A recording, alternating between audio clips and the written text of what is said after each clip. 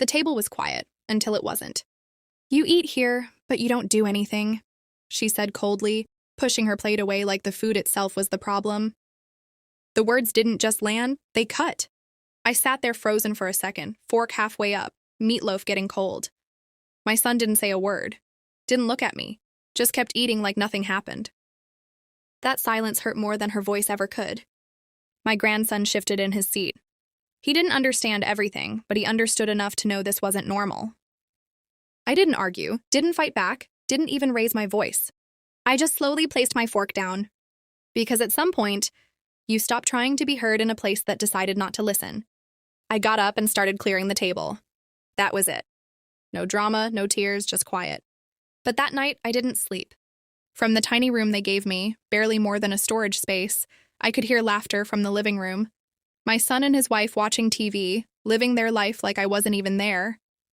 And maybe to them, I wasn't. But I remembered everything. Every late night I worked double shifts to raise him, every bill I paid, every sacrifice I swallowed without complaint, every moment I held this family together when it was falling apart. Back then, I wasn't a burden. I was everything. But age changes how people look at you. Now I was just extra. The next morning, I did what I always did. Coffee, laundry, cleaning, silent, invisible. Like I had trained myself to be nothing but useful background noise. Then came the weekend. They were going on a trip. "Just need space," she said without even looking at me. My son didn't argue. Again. That was the moment something inside me just clicked off. Not anger. Not sadness. Just decision. That night, I packed one small bag. Documents, my old notebook, a few personal things. And I left the house key on the counter like I was returning something that was never mine to begin with. No note. No goodbye. Just gone. The place I went wasn't fancy. A small care home across town. Cheap, quiet, clean enough. Nobody asked too many questions. That's the thing about places like that. They've seen enough stories to recognize one without hearing it. That night, I sat on a narrow bed staring at a cracked ceiling fan. For the first time in years, I asked myself something I never allowed before. Was I really just a burden now? The thought sat heavy. But somewhere underneath it, something else whispered back. Or did they just forget who you were? 2 days later, I picked up a phone I hadn't used in years. A lawyer's number, an old family friend. "Do you remember the house deed?" I asked. There was a pause. Then he said, "Yeah, I remember everything." 3 days later, I was sitting in his office. Dusty files, old wood desk, same smell of paper and time. He slid a folder across to me, and there it was. My name, the house address, the signature, everything. The house I had been told to leave wasn't theirs to begin with. It was mine. Legally, fully, since decades ago. I just stared at it. "He made sure of it," the lawyer said quietly. "Before he passed. He said you should never end up on the street after building a home for everyone else." I didn't know whether to laugh or cry.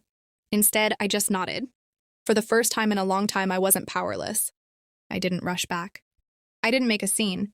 I stayed quiet. Because power doesn't always shout. Sometimes it waits. Then I sold the house. No warning. No discussion. Just paperwork. Clean, legal, final. 6 months passed. Then the letters came. Then the calls. First confusion. Then panic. Then anger. "You can't do this," my son said on the phone. My voice stayed calm. "Yes, I can. It was never yours." Silence. Then my daughter-in-law jumped in, furious. "You're evil. Where are we supposed to go?" And I finally answered the way I wish someone had told me years ago. "I didn't take anything from you. I just took back what was always mine." Click. They hung up. Jason called later. His voice wasn't angry this time. It was broken. "Mom, we're losing everything." I let him talk. Really talk.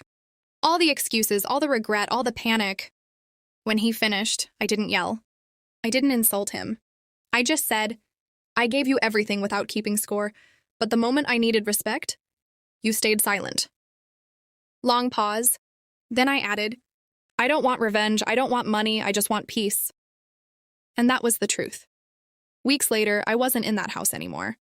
I wasn't chasing people. I wasn't proving anything.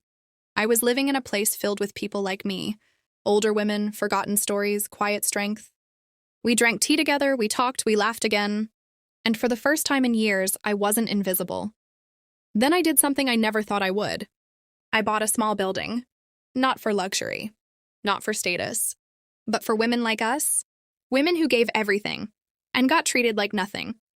I named it Haven House. And under it, I wrote one line. No one here has to prove they deserve to stay. Because I already learned the hard way. A home isn't just walls and a roof. It's respect. And I was done living anywhere I had to beg for it.